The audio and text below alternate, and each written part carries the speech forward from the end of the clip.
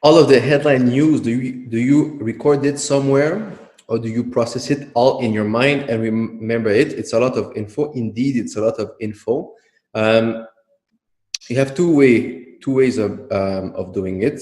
So either you just do a summary of every currency every day, or at the end of the week. You can find your own method. Okay, so you don't have to write every headline news, but you do like a summary of everything that happened. Okay, or you process it and keep it in your head. Me personally, I always process it and keep it in my mind. I have a pretty good memory, so I'm able to remember, all the information I need for my trades. And then when I finish a trade, I tend to just, erase the fundamental that I don't need. How do you form your fundamental bias when important news are positive and some news are negative? Okay. Like I did explain before, when the fundamental is mixed, okay, when we saw the trading plan, I said when the fundamental is mixed or when the fundamental is flat, then the fundamental is going to be less important. So your fundamental idea is going to have less importance, and you're going to put more importance on the technical analysis and the other elements like price action and market sentiment. Okay, so if you have positive and negative, and it doesn't make sense, you cannot create a good fundamental idea. Focus on the rest of the sections. Do you look at every major country fundamentals or the ones you trade? I look at the ones we just saw when we did the currency correlations. Those are all the currencies and their countries that we're going to look for. Do I look at the headline news during the weekend? I don't, except like on Sunday night before before starting the week. I would look at what I missed, but usually it's not much.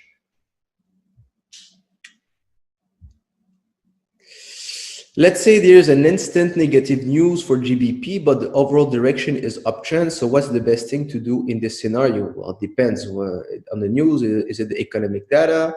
Is it some, for example, headline that came out? Is it, you have to figure out, is it a big problem, short problem? It depends on all those factors. There's no easy answer. If it's something that is negative that comes out, but it's going to be short-lived, there's going to be a correction in the market, and then the uptrend is going to resume. Okay. If the negative news is very big, very important, the uptrend is finished, we have a reversal, we're going back down.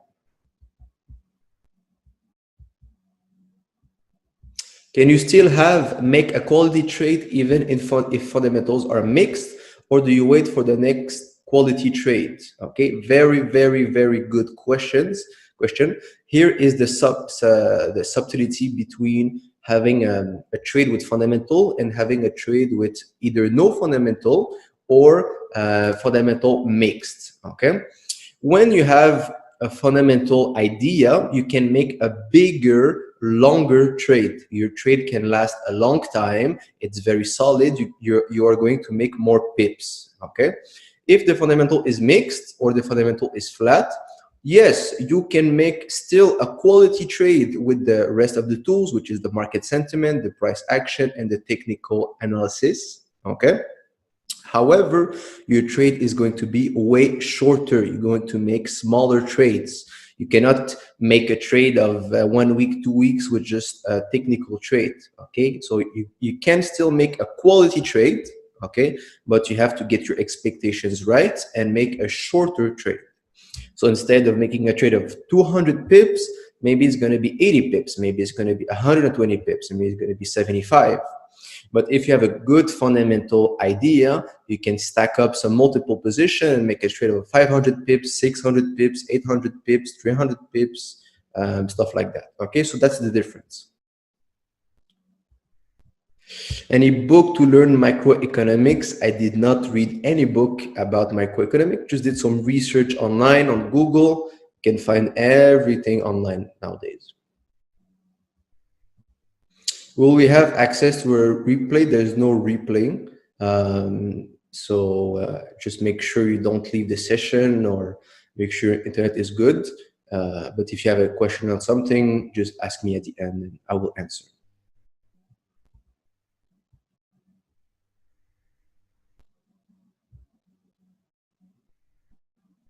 Even with a strong fundamental bias, let's say long bias, sometimes there is some time before it starts to play out, and price will continue to drop for quite a while before turning.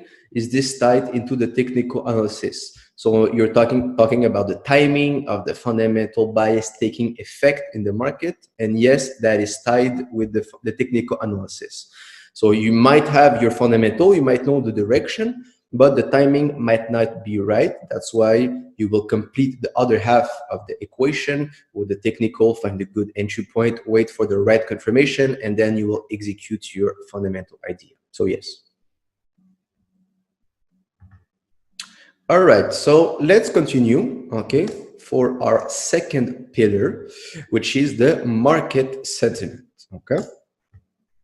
So like I said before, the market sentiment is understanding who are the players of the market, what are they doing, how does the relationship work, and basically understanding the sentiment of each player and how will that affect the price, and how can you make or use that information to make better trades, okay? So let's start with our first question, okay? Why 90% of retail traders are losing 90% of their money in less than 90 days? Okay, this is a real statistic. Okay, most of the retail traders in less than 3 months, they blow their account, okay? So retail traders are individual traders from the general population who are the trading, who are they? Very good from my part, who are trading their own personal accounts. Usually they don't have the same knowledge, expertise, experience as institutional traders, okay? I am a retail trader. You can be a professional retail trader. You guys are all retail trader. An institutional trader is someone that works for a bank, okay? So what are the biggest 5 mistakes that the retail traders make? And you will probably recognize some mistakes you did or are still doing. Okay, so number 1, they do not take their market seriously. They only see it as a way of making a lot of money quickly on professionalism. Okay, most of the retail traders that are brought into the trading world don't have any financial background. They might be, and having any career. They can be working at any job. And when they discover trading, they think it's a way to make money and it's easy, and they treat it like a hobby. They don't take it seriously. And if you ask them, are you willing to sacrifice? Are you willing to sacrifice 5 years of your life to become a good trader? 99% of them will say, no, I can't invest 5 years of my life to become a trader. Well, in that case, just don't trade at all, because you will just end up losing your time and your money. Okay, it's a lose-lose in that case. Okay, so you have to take the market seriously and take it, professionally. Invest your time and your energy to become a good trader. Number 2, they are lacking the knowledge and understanding of the market. They underestimate it. Ignorance. Okay, they think that because they did the course on baby pips, watched 2-3 YouTube videos, took some signals from a guy they saw on Instagram, that now they know everything. They're a good trader. Now they're starting to sell courses, sell signals, and now they're professional forex traders, and they know everything, right? Don't even have the tip of the iceberg of knowledge that you should have to become a good trader. Okay, so always be humble, be ready to learn, and it takes time, like I said, to become a good trader. Don't underestimate the work, the knowledge, and the understanding of the market that you should have to become a good trader. Okay, take it seriously. Number 3, they are emotional in their approach. When they have wins or losses, it affects directly their trading, and that creates inconsistency. Okay, you have to be a robot when you trade. Emotional people have to work on themselves first before attacking the market. Okay, when you have wins, they get excited, retailers get excited, they risk more, over risk, get cocky, they know everything, so they make mistakes. And when they lose, of course, they want to revenge trade, they want to, they get less confidence in them, and basically it affects directly their trading. Okay, so what's the solution for that part about the emotions? First of all, if you trust your trading plan, if you trust your way of trading and yourself, when you have wins or when you have losses, okay, it's all the same to you. Okay, when you lose a trade, you don't start changing your system or taking another course or thinking, oh man, this is not good, I should not do it like this or that, and uh, change everything about your trading, because you have a solid trading plan. You are you have confidence in yourself, and this will take care of the emotional side. Okay, when you have wins, okay, you make good trades, you don't get overexcited, you don't get confident, because let's say you have more experience, you know that a loss can happen to anyone at any time, and then you get on control of yourself. So it's half a personal work, okay, with that comes with experience, living the market, seeing what's normal, what's not normal, okay, and also being proud and being confident in your trade, and in your trading plan. If you trade based on support resistance, and that's it, there's a lot of mistakes you can make, and there's a lot of, I would say, you're not going to be confident with your strategy, because there's a lot of plot holes, right? There's a lot of inconsistency in your way of trading. Okay, if you have a good solid plan and you do the process over and over and over and over and over, and you understand the logic and you see how solid it is in the market, if you have one loss or two loss or three loss, it's not going to be enough to shake you up and make you question everything. You're just going to say, well, it's part of life and part of trading, and you continue. Okay, number 4, they rely on someone else to tell them what to do. Signals, private mentorships, basically the lack of responsibility. Okay, no one is going to do the work for you. Okay, now you're taking this course this weekend, I'm giving you the tools, I'm giving you the knowledge, I'm basically telling you everything that I know, everything that I lived. But now you gotta take that information and you gotta use it, practice it, make it your own, and become your own person, your own trader. No one is going to babysit you, no one is going to tell you what trades to do, no one is going to do the mistakes for you, no one is going to trade for you, no one is going to give you money. All of that has to be from you. So it's a big part of trading, to take responsibility and become your own trader, your own person, with your experience, your way of trading, and just don't be a retail trader that follows everyone. And if you follow some people on social media, and this one says they took this trade, and the other one says that they took that trade, and you just do the trade because this guy posted about it, you're putting the responsibility on someone else. Okay, you should never do that, and always rely on yourself. That's how you become a good trader. And 5, they are impatient. The retail traders are impatient, risking a lot to make huge sums of money, over leverage. Okay, let's take this moment to talk a bit about money. Okay, to become, I would say, full-time trader, you would need at least between $100,000 and $300,000 in your trading account. Okay, if I'm being 100% real, if you have, let's say a trader that has some money, let's say they sold their business before, and they say, Sammy, I'm ready to put $300,000 in my trading account and trade and go full time. Am I going to say that's possible? I'm going to say that's 100% possible. The more money you have, the less risk you need to take. The more patient you are going to be with each trade, the bigger the probability that you're going to be profitable. And since you take less risk and you have some pretty big capital, you're going to be able to generate enough money to sustain your life. If you start with an account of 5,000, of 1,000, of $10,000, you're going to want to risk a lot, make huge sum of money, maybe just to buy something, but most of the time just so you can feel that you can advance and maybe quit your job, go trade full time, and basically progress faster. Okay. Now, here's the catch.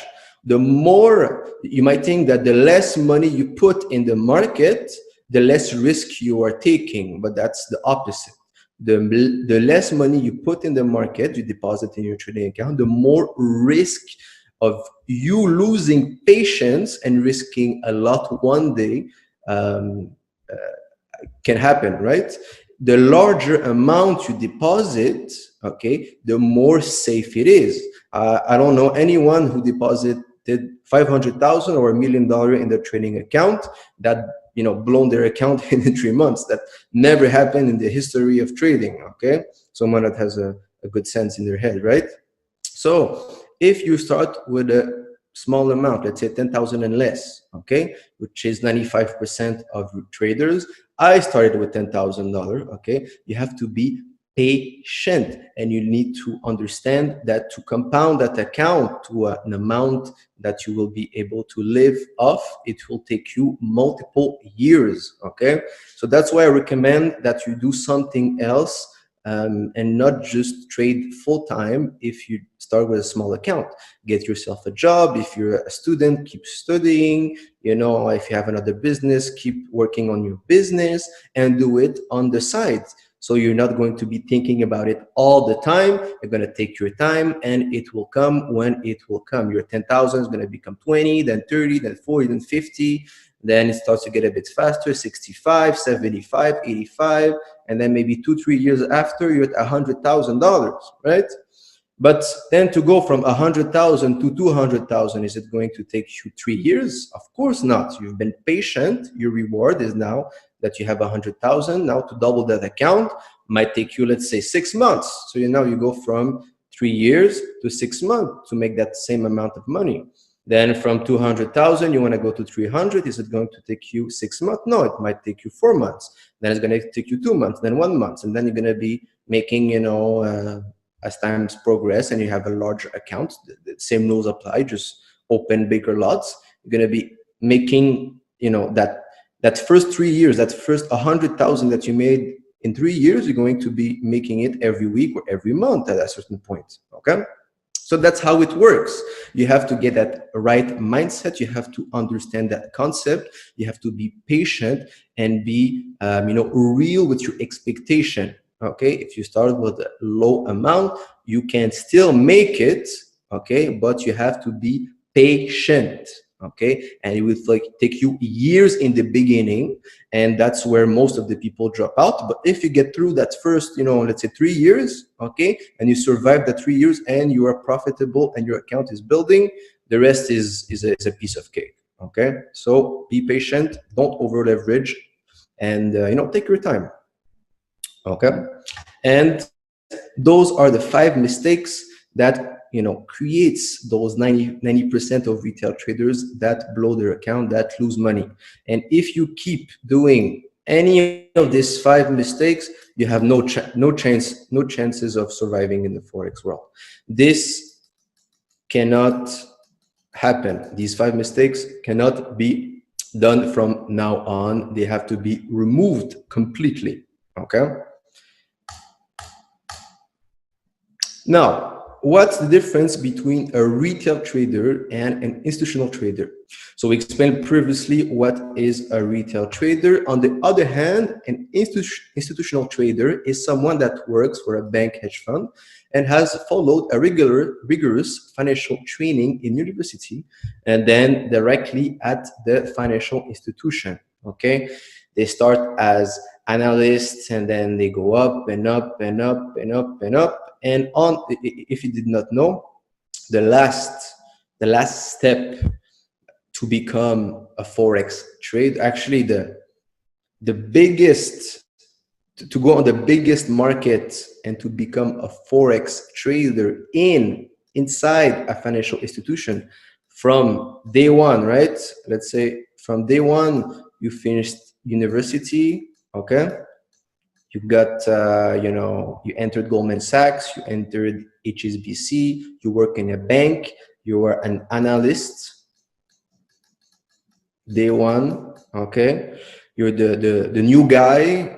Everyone is making you do stuff that no one's want to do in the bank. To go from that place to become an FX trader in that bank, to become a professional FX trader, usually it's going to be 10 to 13 years in a bank.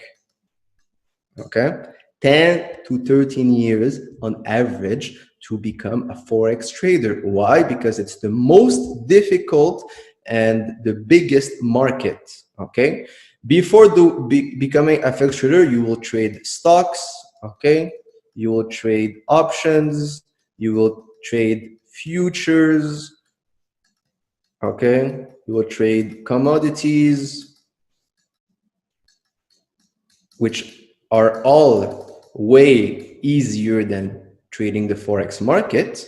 And some traders like their market, so they stay there. But if you want to really trade the forex market and have that big leverage and have those big rewards and those big return on investment, and you want to go to the big boys league, 10 to 13 years of from day one that you entered financial institutions. That's why you see most of the traders that are really, really, really good are not in their 20s. Usually they're going to be in their 30s and 40s and the 50s. Okay, and those are institutional traders. Okay, as a retail trader, you can cut that time. Okay, because you don't have to go through all of this to go to a FX trader, but still it's going to take you at least half the time.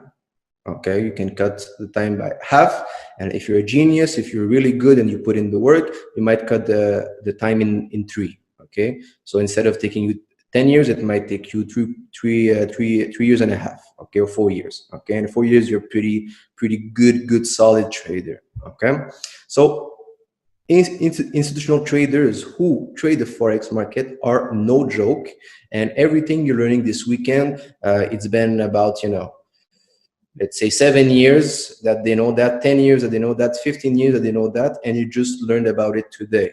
Okay, so the difference in level is huge, and of course they know what to do, and let's say most of the retail traders don't have a clue what they're doing.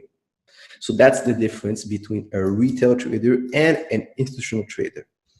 They are professional in their approach. They have the knowledge, experience, and they manage big trading accounts. So since they have big trading accounts, if we go back to the talk I just had, they don't need to over leverage, don't need to be impatient, they don't need to be emotional. They have large accounts, big trading accounts that the banks provide them with clients' money. Okay, not need to risk 10% per trade. On the contrary, they're gonna risk as little as possible and they're gonna have great return.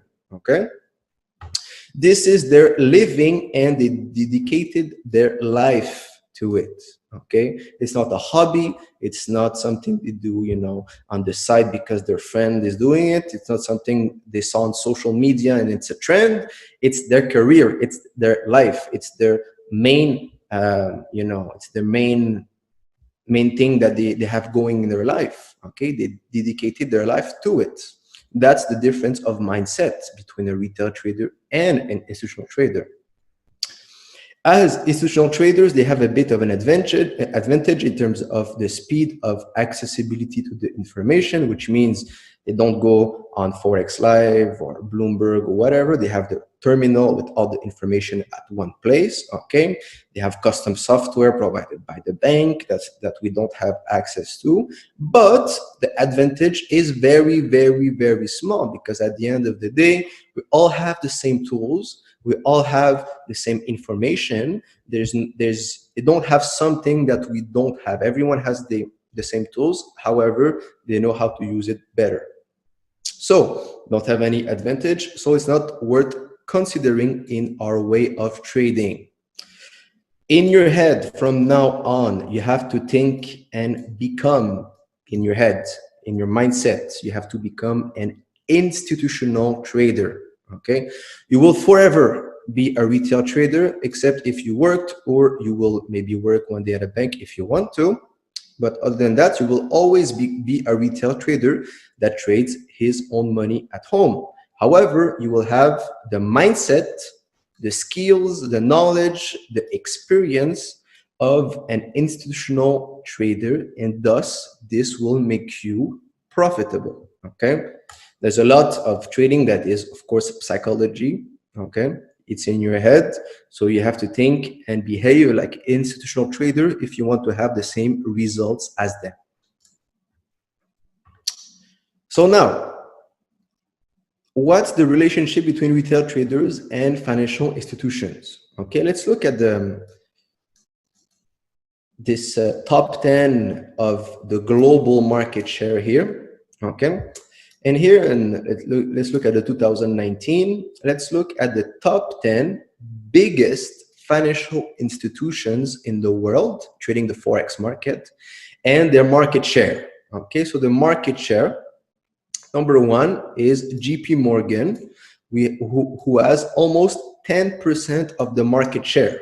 Okay, so we said that the volume each day on the Forex market is $5.3 trillion. Okay, that's the whole Forex market. But what we trade, what we see on our charts, is what we call the spot Forex. Spot Forex is the liquid Forex that I can open trades online.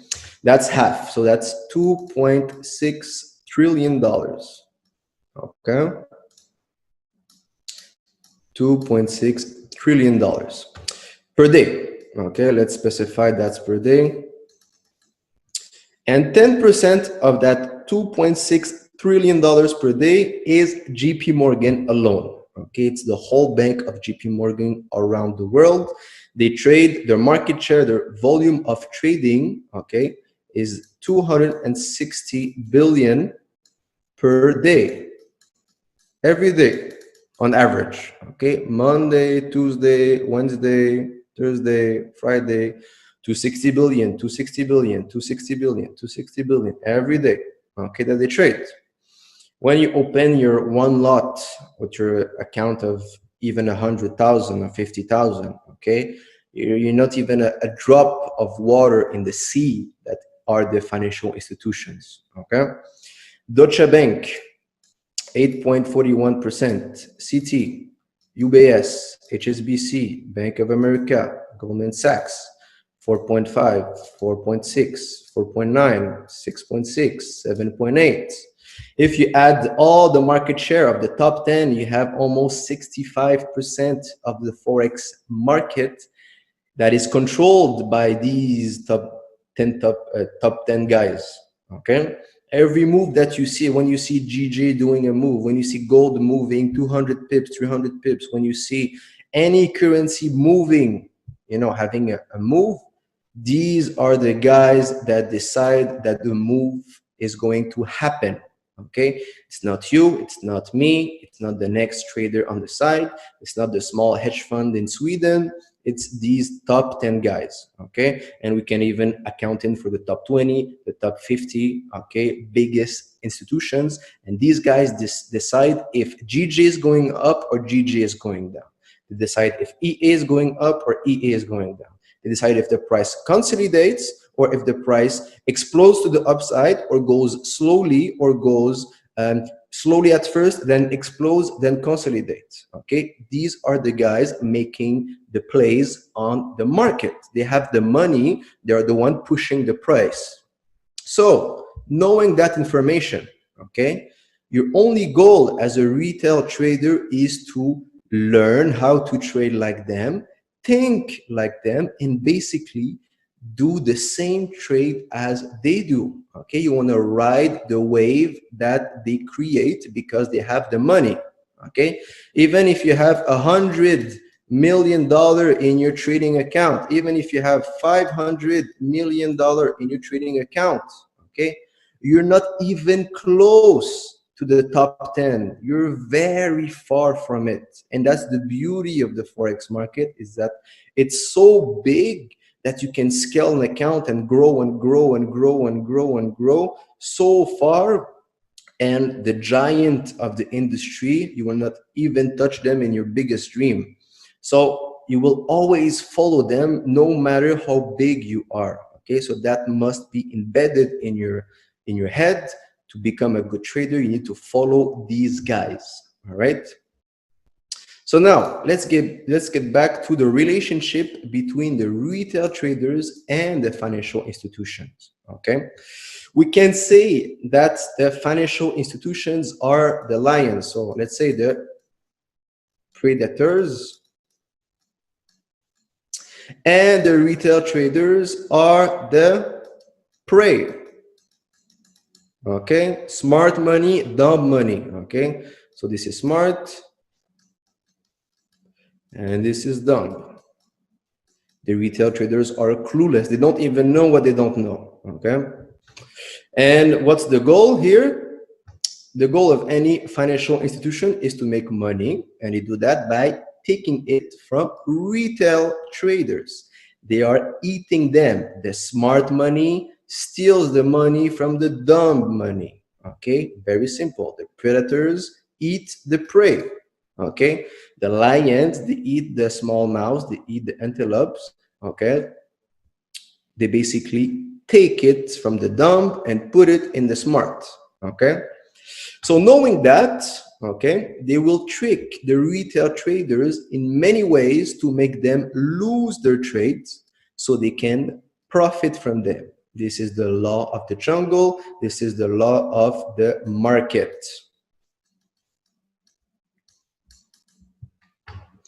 Your goal is to be on the side here, on the side of the smart money. Okay, you want to stand on top of the smart money. And the dumb money, well, you don't want to be in there. Okay, you don't want to lose your money, blow your account, get stopped out, receive a stop hunt, and get your money sucked out from your trading account, so Goldman Sachs can pay the electricity bill at the end of the month. Okay, that's the reality of it. That's the market, and that's how it works. Okay. So that's the relationship between retail traders and financial institutions. So now, do you think with all this money, all this agenda, there's too much money to be made in the market for everything to be random and for, just things to happen because they happen? No, no, no, no. Everything that you see, I would say, online, on Google, on YouTube, this retail trading culture, okay, has been created from the start by the financial institutions. Okay, they created a okay, retail culture. And the beauty about a culture of any kind is that you create new retail traders over and over and over again. Someone hears about trading, what will they do? They go on Google, they write Forex, they read 3 articles, they find that they can open a demo account, they watch 2 YouTube videos, they see, oh, Fibonacci, oh, support, or resistance, okay? They think they know everything. They open a demo account. They make 2 good lucky trades. They put a live account. They put 1,000, 5,000, 500, whatever it is. They lose it, but they made money still. So they want to come back again. They want to put a bit more money. They want to believe in it. They saw the good. They saw the bad. But at the end of the day, they're always going to lose their money. Okay? The information that is from a financial institution is very, very, very difficult to find. It's very difficult to come across, and so the retail trading culture just keeps growing and growing and growing and growing. And the more retail traders, the more the financial institutions can make money by taking the dumb money that is on the market. Okay, so it's the same principle as, you're going to the restaurant, you want to order a steak. Okay, you eat your steak, it's delicious, it's perfectly cooked, it's well seasoned, but then you ask yourself, well, where does this steak come from, right? Well, it comes from the kitchen of the restaurant, but before being in the kitchen, it was a cow that was killed, that was prepared, that was shipped to a place where they prepare meat. I forgot the word, and then you can eat it. Okay, and the cows, they are on a farm, and the owner of the farm, their only goal is to feed those cows, make them reproduce, create other cows, so then they can have meat and meat and meat and meat. Okay, and that's how it works. That's how the forex market works. The retail traders are the cows, and the financial institutions are eating their steak, pretty much. So very important to understand that concept. So what is the most important rule of the Forex market? The basic unchangeable mechanism of the market is that the market is a zero-sum game. Okay, zero-sum game. In order to have a winner, you must have an equal loser. If I make a trade and I win $100,000, someone has to lose $100,000 somewhere on the planet at the same time I lose my trade. Or maybe it was 10 people who lost $10,000 each. Okay? Or maybe it was 100,000 traders who lost, $1 each. It doesn't really matter. The money has to come from somewhere. So if the money has to come from somewhere, that means that they're going to always have a winner and a loser. And the winners are going to grow stronger, and the losers are going to get weaker and weaker. And that's where you have the separation between the institutions and the retail traders. Okay, so you don't want to become a loser. You want to go on the winner side. And it's sad, but you have to take the money from somewhere. It's a zero-sum game. The money is not created. Value is not created on the market. It's an exchange from one hand to the other. Okay, always, always, always. So knowing all this information, how should you position yourself in the market? You must always be positioned in the same direction as the institutional traders, and most of the time against the retail traders. Okay? How can you know if you're well positioned? Well, by following this trading plan, you are trading and thinking like a professional institutional trader. Okay, you stopped being a retail trader that doesn't know what it doesn't know. And now that you have this new information, you already have the good thinking process, the good trading plan, and you know what is important and what's not in trading. So, first of all, you are thinking and trading like a professional institutional trader. Everything that is in this course, everything that, we're looking at that you're going to trade is exactly how an institutional trader trades. If you would come into the Goldman Sachs office, sneak in between, the door, go behind a trader, look over his screen and look at his chart and look at his journal and look at his notes, you would see exactly the same thing that we are doing here. Okay, it's exactly the same. So that's number one. Number two, retail traders are easy to predict. Dumb money is easy to predict. Okay, it's like an adult trying to predict what the baby is going to do. Or a dog, you give them a ball and they follow the ball, right? It's easy to bait them, to play with them. Okay, they're easy to predict. If you know their next move, the move of the retail traders, you can do the opposite of what they are doing. And when I say do the opposite, is thinking about the opposite. It opens the door to give you the insight to think about what could happen if it went opposite to what the retail traders are doing. And that's usually where you will find your trade, your technical setup. If 90% of retail traders are long on a trade because the trade is too easy, obvious, okay? You know the financial institution will position themselves for a short. Not everyone can go in the same direction. The retails cannot go long and the institution go long, because in that case, who's going to lose the money? If 90% are long, the institutions cannot be 90% long as well. It doesn't work. They have to do the opposite. And they will do it in two ways, two possible. They will either just do the opposite. Okay, so let's say the fundamental is flat. Nothing is going on. There's no motivation for a clear direction in the market. There's a long setup. Okay, but like I said, the fundamental is flat. The technical can be flexible, can be played, toyed around with. Okay, they will just do the opposite. They will go short. If the retail traders are long, they will go short. And that's it. And make the price go down. Now, if there's a fundamental ideas, they have to push the price, they have to go up, they have to go down for a certain reason based on fact. They will temporarily move the price down or up, basically to wipe out the retail traders. And then when the retail traders are trapped or wiped out of the trade, it was a bait, it was a fake move, okay?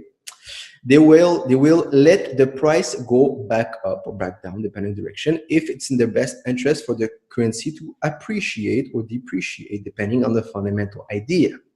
So either they do the opposite if it's a technical trade, but most of the time, if it's when it's a fundamental idea, fundamental trade, they will do a fake out, they will do a bait, they will, try to go wipe out the retail traders, either with a stop hunt, either with a fake signal, so the retail trader enter at that moment and then they reverse just afterwards. But at the end of the day, they're going to take the money of the retail traders, either by doing the opposite or just doing a trick, okay? But they always take the money from the retail trader. So now that you know that, when you look at the chart, when you look at the market, you know what to look for. You can look for those signs. If you see a setup that is way too easy, okay, that anyone who's been trading for 3 weeks or 1 month, 2 months can see and be like, yeah, this is going up or this is going down, enter the trade, you know that this trade is too easy for it to just happen like that. Either it's going to do the opposite of that setup, or there will be a trick before that setup is happening. That's why you see sometimes some large retracements, you see some periods of consolidations that happen, and then you have a false breakout, comes back in the consolidation and breaks to the other side. These are just tricks that the institutions are using so they can wipe out the retail traders and run with their profit. So, lastly, what's the difference between a winner and a loser in the market? It's this sentence right here, and that's it. It will be your capacity to follow the institutional movements. That's it. That's it. That's all. All we're doing this weekend, okay, the whole trading plan, the whole fundamental, the whole technical, the whole market sentiment, the whole price action is not how Sammy trades. It's not how Sammy feels. It's not what Sammy wants to show and teach. Okay, it's not that. It's what the institutions are doing. It's how can I think like an institution? How can I prepare my trades like an institution? How can I enter in the institutional movements? How can I spot them? How can I add positions in those movements? How can I have the best stop loss? How can I know where the institutions put there, take profits. Okay, it's your capacity to follow the institutions. That's it. Okay, that's it. The more you're able to predict and follow the institutions, the more pips you're going to make. And that's it. You take the emotional part out of the equation, you get serious with your trading, you invest your time, you get better and better and better to predict and follow the institutions. The more pips you make, the more you compound your account, right? Okay. And at the end of the day, the more money you make, the more you grow, and that's how you become a trader. And that's it. So you must become a hybrid. Okay, what is a hybrid? What do I mean by that? It's having the knowledge, experience of an institutional trader, but having all the personal flexibility, freedom of a retail trader to enter, exit, manage their trade without hierarchy. Okay, so that's very important. This is the advantage of the institutions, but this is also the advantage of the retail traders. Since they don't work in a bank, since they don't manage billions of dollars, since they don't have someone, above them that tells them, yeah, you should do this trade, or you should risk this much, or you have this objective to fulfill, or whatever. You have all the freedom and flexibility to enter, exit and manage your trade by yourself, but with the knowledge and experience of an institutional trader. That's what it means to be a hybrid trader. It's the in between, between a retail trader and an institution. It's the fusion of both. It's like if they had a kid, that's you, that's the hybrid trader. Okay. Institutions are powerful. What I mean by powerful, they are powerful in knowledge and experience, but slow in freedom and flexibility. Retail traders are weak in knowledge and experience, but fast into enter, exiting, and manage their trades. Okay, you have your phone. You can be sleeping, wake up in middle of the night, open your trade on your phone. Have no one to call. Don't have to do any report on anything. You can open, exit, manage a trade at any time as you wish. An institutional trader cannot do that. That's not possible. So you must become powerful in knowledge and experience, and of course, fast in your freedom and your flexibility. You also have less money to manage, which makes entry and exit very easy. You will probably never have a liquidity problem where you can't enter the trade because your position is too large. Even if you get there, it's a good problem to have. Okay, so the institutions, they have liquidity problems. Sometimes they have too much money. Okay, it's like going out in public with 1 billion in cash. Okay, no matter how much you try to hide it, it's too much money. Everyone is going to notice that you have 1 billion cash. Okay, that's their problem. They have liquidity problems. Okay, as a retail trader, you don't have that much that liquidity problem. You don't have that problem. Okay, so I will repeat once again. What's the difference between a winner and a loser in the market? It's your capacity to follow the institutional movement. That's it. Everything we see is to follow the institutional movements. We want to think, trade, eat, sleep like an institutional trader. That's it. You do that over and over and over again. It takes time to master all the elements. That's why it takes years, and it doesn't take two weeks or 2 months. It takes years, but once you have that, it's a skill set for life, and the rules of the game are never going to change because the retail trading culture is only getting stronger and stronger. So there's going to be more and more retail traders. There are going to be more and more money in the market to to be taken out by either the hybrid, powerful, professional retail traders, very few but very good, or the institutional traders. And that is it for the market sentiment. Okay, so I hope everything about that was clear. I know it's a bit abstract, but it will take form, it will take shape in the next 2 years of your trading career.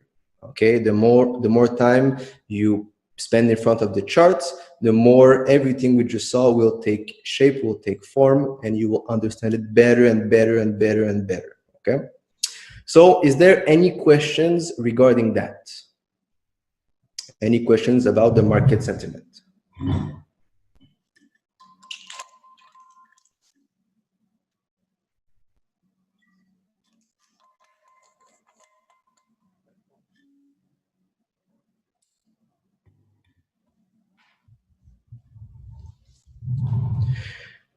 If the retail traders made lucky profits based on RSI, does that mean that the institutions lost money? Not at all. The money might come from another retail trader that lost money. Okay. If you ask me, do institutions lose money? Yes, they lose money sometimes. Of course, they lose money. Okay. But at the end of the quarter, at the end of the year, they are mostly always profitable. They might lose one trade, and then the retail traders are happy because they made a bit of money. Okay. But most of the time, they are profitable at the end of the day. With more money flowing into the market, does this mean bigger moves from institutions? Not necessarily. Okay. And even if there's more money flowing in, it's not going to be enough to create that big of difference in the movements we see. How can we difference a fake institutional breakout or a real breakout? Good questions. A part of the answer is going to be tomorrow. However, it's going to be based on two things. Your fundamental, is there a reason for the breakout? And also the placement of the retail traders. If you know that, like I said, 90% of the retail traders are long on the trade and it breaks out to the upside, there's a high probability that it's a fake breakout. If the retail traders' money is only a drop compared to the ocean of the institutions, why would the institution want to take from them and not each other? They want to take from the other institutions, just not the big players, but there are small hedge funds, small banks around the world that lose money, okay? And the money from the retail trader individually is not much compared to the institutions, okay? But together, all the retail traders around the world, and all the money that is put on the market from retail traders is a lot of money, okay? And also the institutions, they don't double and triple their account every year. Maybe if they do 5, 6, 7% return on their investment in Forex, 10% return on a good year, they're happy with that. As a retail trader, you can double, triple your account in 1 year. Institution doesn't do that. You don't have it. There's not enough money to collect. What's the least amount of money someone should begin with? The amount you are comfortable with. Like I said before, you can start with any amount. Just be patient and be realistic with your goal.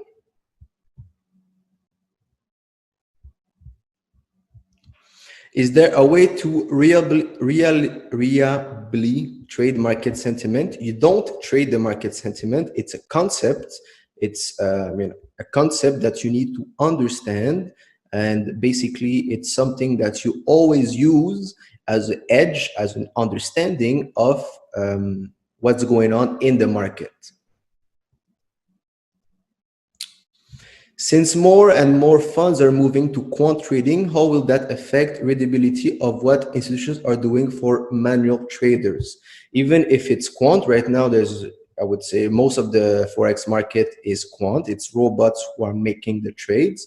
It's the same thing because the robots are programmed on the same rules and the same concept that the manual traders have. So nothing changes.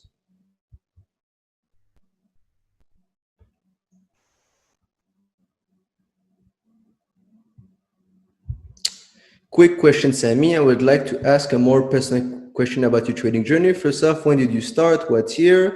I understand you began by doing it all alone. How much time did you put in daily? For how long before seeing your success matters in Pony and successful trades? And lastly, did it take you 2, 3 years to get that first 100K from starting from the 10K you started at? If not, how long did it take you to get to 100K? Did you over leverage if it took less than 3 years? It took me less than 1 year to go from 10K to 100K. But yes, the answer is there was some over leveraging and there was some luck involved. Okay. When I started trading, I did not have, of course, all the knowledge that I have now. I could have blown that 10K, or I got lucky, made some good trades. I had, some understanding of the market, and I exploded that account at first. Okay, but when that happened, I quickly realized why that happened, and that's when I decided to slow down, don't over leverage, and really take it into I would say really develop the skill set of trading and really go in depth about understanding everything about the market. So at that point, I had stopped school. So I would spend literally like, I don't know, 8, 10, 12 hours per day in front of the chart, doing research, looking left, right, trying to figure things out. And I would say I was not comfortable I would say I was comfortable in my trading capacity 18 months after I first started. So 1 year and a half, I was consistent, I was profitable, I understood the market, and everything was good from there. But at first, I was like everyone else. I did not know all the stuff that I'm showing you guys this weekend.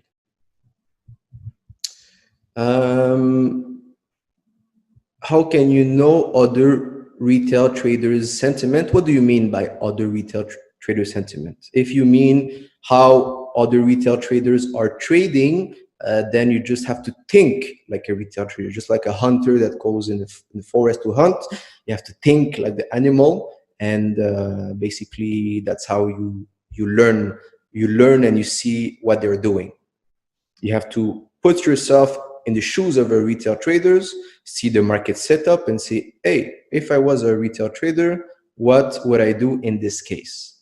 And if it's too obvious, then you have your answer. Is there a tool to know the market sentiment? Nope, that's you that need to figure out. Like I said, you're like a hunter, you go in the forest, you want to hunt a deer, right? You need to think like a deer, you need to understand where they are, how you can bait them, and basically that's how the market works. Exactly, market sentiment is more of an instinct than a tool.